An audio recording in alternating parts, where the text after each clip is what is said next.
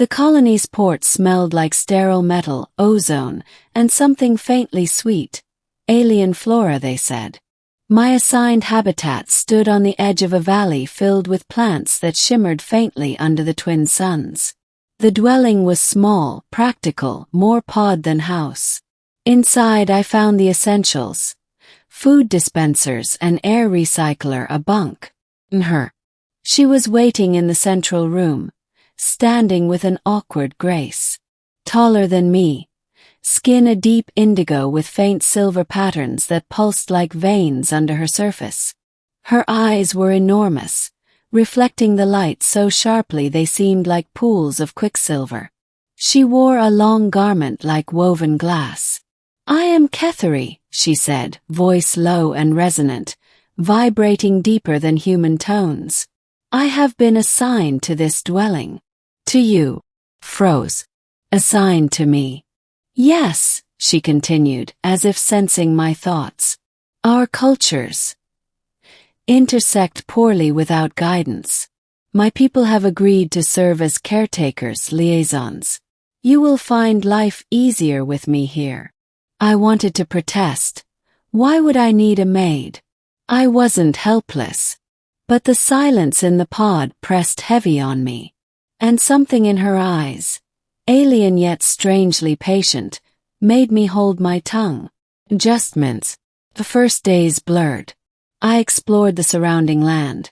Crystalline trees that rang faintly when wind swept through them, insects with wings like shards of glass, rivers that glowed faintly in the dark. Every return home, Kethery was there. She cleaned, yes, but also rearranged objects with maddening precision. Tools aligned to exact angles, food packets sorted by nutrient type, clothes folded into geometric shapes. "You don't have to do all this," I told her once. Her silver eyes flicked to me. "It is my role. But more, your mind requires order. I see it in your movements, your hesitation. You think you prefer chaos, but you carry unease in disorder." I stared. How could she know? Kethery never pressed, but always observed. She prepared food differently, mixing native plants into the human ration packs. At first I feared poison, but she knew exactly which compounds balanced human biology. Meals became richer, more satisfying. Nights felt less lonely when I knew someone else breathed under the same roof. Still there was distance, cultural gap like an abyss. She moved with ritual, bowing before small tasks, whispering to walls before cleaning them. Once I asked why. "This home listens," she said. "The materials are alive. It is our custom to respect them." I didn't laugh. Something in her tone warned me not to. The rift. Weeks passed and tensions grew. One evening, frustrated, I snapped. "I don't need a keeper," shouted. "I came here to live freely, not to have someone watching me every second." Kethery's gaze sharpened. The silver in her eyes rippled. "You misunderstand. I was not assigned to watch. I was assigned to protect." Froze. She lowered her head, voice quieter. "This world is not gentle. There are species that hunt by sound. Plants that release spores in response to warmth. Your kind cannot always see the dangers. My presence is necessity, not burden." I should have apologized. Instead I stormed out, needing air. Under the twin moons, I wandered into the valley. The ground glistened strangely, as if wet. Curious, I touched it.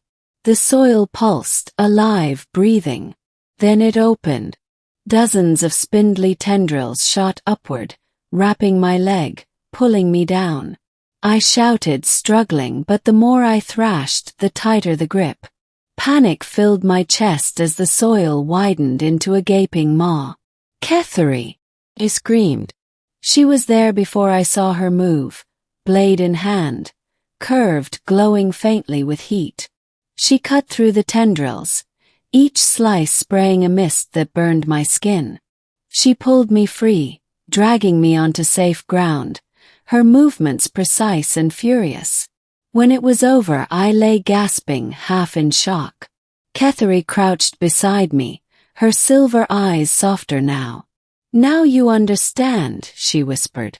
"The bond." After that night things changed. My defiance softened, replaced by something I didn't want to name. Gratitude, respect, affection. She treated my injuries, pressing a salve from native herbs onto my burns. Her hands were cool, her touch deliberate. "The land itself is alive," she explained as she worked. "You must walk it as guest, not conqueror." Days became weeks. I began to learn her language, clicks and hums layered beneath words. She taught me rituals, how to ask the forest's permission before cutting wood, how to mark paths with scents instead of stones, how to listen for danger in the vibration of the air. In return, I told her about Earth. Skyscrapers and oceans, music and laughter, the chaos of billions of lives stacked together. She listened with fascination, though sometimes sadness. "So much sound," she murmured once. "Here we hear stars in silence. I fear your people will drown it." Perhaps she was right. One evening, as the sun set in brilliant green light, I asked her the question that had grown heavier each day. "Were you forced into this role? To serve us?" Her expression flickered, something unreadable. "No. Chosen." "Why?" She tilted her head, silver eyes locking with mine. "Because I wished to see what your kind would become when taken from the noise. And because—" She hesitated. "Because I was curious about you." The admission lodged in my chest like a spark. Conflict.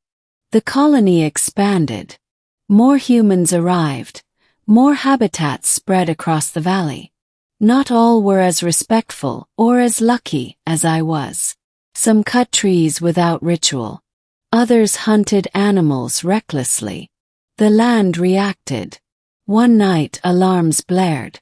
A neighboring habitat was consumed by vines sprouting overnight, crushing walls like paper. Survivors whispered of a punishment, a retaliation from the living planet. Council meetings turned heated. Many demanded stronger defenses, more weapons, less reliance on alien maids. But I saw fear in Kethery's eyes. "They will bring war to a home that only asks respect," she said quietly. And she was right. Within days, soldiers arrived, armed with firecasters and machines that churned soil into dust. The land shrieked. Yes, shrieked, vibrations echoing under our feet. I watched, torn between two worlds. That night, Kethery spoke softly.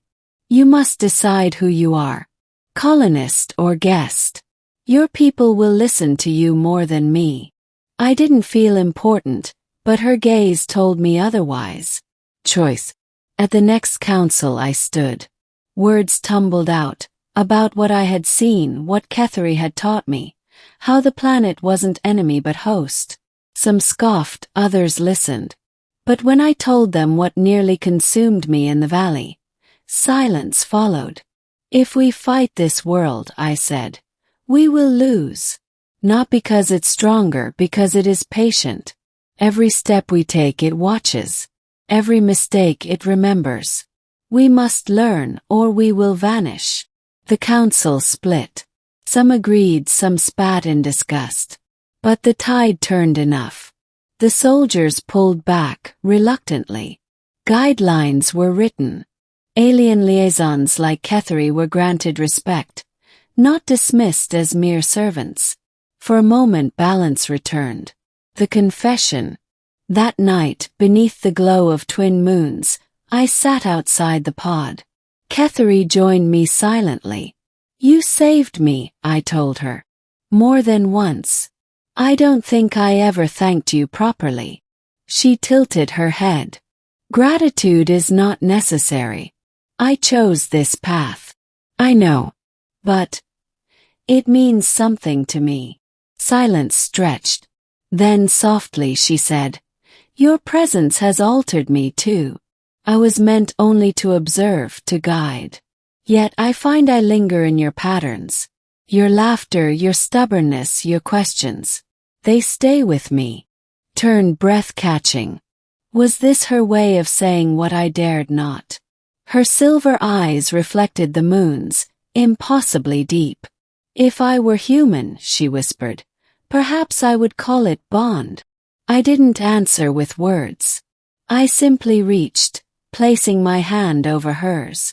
Her skin was cool, textured, thrumming faintly with life. She didn't pull away. The ending or beginning. Months passed into seasons. The colony adapted. Slowly, painfully, but it learned. Humans and Ketheri worked together, building homes that breathed instead of fought the land. The world grew less hostile, or perhaps we grew more respectful.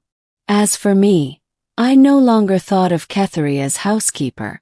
She was teacher, protector, companion. My life on Erythea was no longer exile. It was something richer. One morning, as dawn spilled emerald light across the valley, I woke to find her already outside, standing tall, silver eyes on the horizon. She turned when I stepped out, and for the first time I felt no boundary between us. Not human and alien, colonist and guide, but two lives tangled by fate on a strange world. This place is not just survival anymore, I said. She inclined her head, faint smile curving her lips. No, it is home. And with her beside me, it truly was.